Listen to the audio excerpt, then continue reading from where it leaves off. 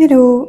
Alors aujourd'hui, j'avais envie de vous partager mon nouveau projet qui va se transformer en plein de projets, qui est de faire des zines. Alors, qu'est-ce qu'un zine? C'est un petit magazine qu'on autopublie, qu'on fait soi-même avec les moyens du bord, qui ne coûte pas cher et qu'on peut ensuite distribuer à plein de gens pour rendre abordable ce qu'on veut mettre dedans. Alors on peut le faire sur plein de sujets, on peut parler de choses qui nous animent et pouvoir les partager avec des gens. On peut parler de nous, et faire des pairzines, des personal-zines. On peut faire des zines éducatifs dans lesquels on explique un concept ou quelque chose, une recette, ou voilà. Et on peut faire à peu près tout ce qu'on veut avec. Alors moi j'ai décidé de le faire pour partager mes dessins, ceux que j'aime le mieux, et un petit peu avoir un aperçu de mes sketchbooks, mais sans sortir le vrai sketchbook, et juste en faire des copies sur les dessins qui m'intéressent. Bon, puis moi j'aime bien rajouter des petites histoires ou un petit peu un contexte. Donc c'est ce que j'ai fait pour celui-ci. Donc vous connaissez les Rainbow Dogs, je vous avais montré le sketchbook. Donc là j'en ai fait un petit livret avec des feuilles A4 normales que j'ai pliées en deux pour faire un livret A5. Et voilà, j'ai fait des petites... On a nommé les chiens et on leur a trouvé une petite devise. Voilà.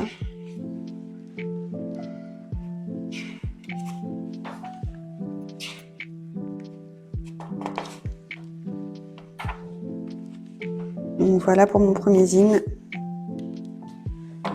Ça, c'est le premier. J'en ai fait quelques-uns que j'ai déposés dans une librairie.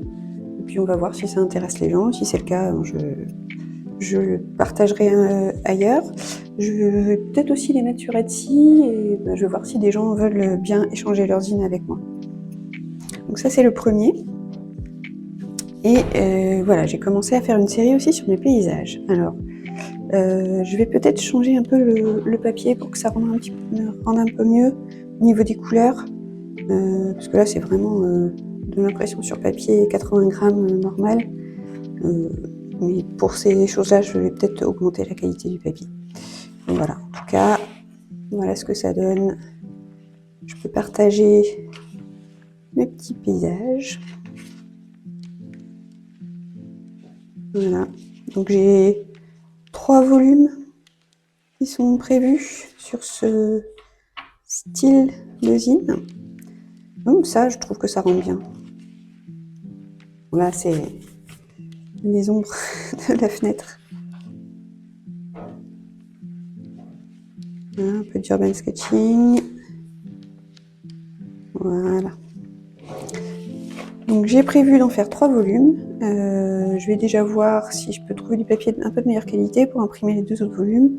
Et puis c'est aussi une petite gymnastique pour pouvoir organiser les pages pour qu'elles soient alignées. Et là, quand on imprime, forcément, il faut que j'imprime cette page-là avec celle-ci pour pouvoir faire mon livret après.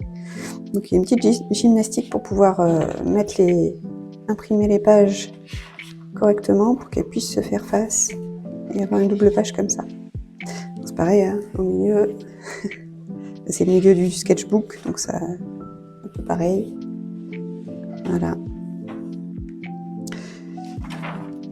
Donc voilà pour ce projet. Donc j'ai plein d'histoires et plein de choses à raconter. Ça va être mon moyen d'expression les prochaines semaines. Voilà, j'ai plein d'idées, j'ai très envie de les faire. Et ça, c'était les premiers, donc vraiment j'ai voulu les faire très simples parce que quand on n'est pas habitué, je voulais quelque chose qui déjà récupérer un petit peu ce que j'avais fait et puis faire un objet, voir comment je pouvais m'en sortir, comment je pouvais l'assembler. Là, j'ai utilisé des agrafes, mais aussi combien de pages je pouvais faire et trouver un format. Donc je trouve que le A5, il est pas mal pour mettre en valeur mes dessins. Ce sera principalement des dessins que je mettrai dedans. Pas forcément beaucoup de texte, il y en aura un petit peu, mais principalement des dessins. Et donc voilà, ce format A5, il est bien. Ça me permet d'utiliser des pages A4 que je plie.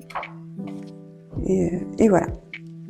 Et bien, à bientôt pour la suite des aventures des zines.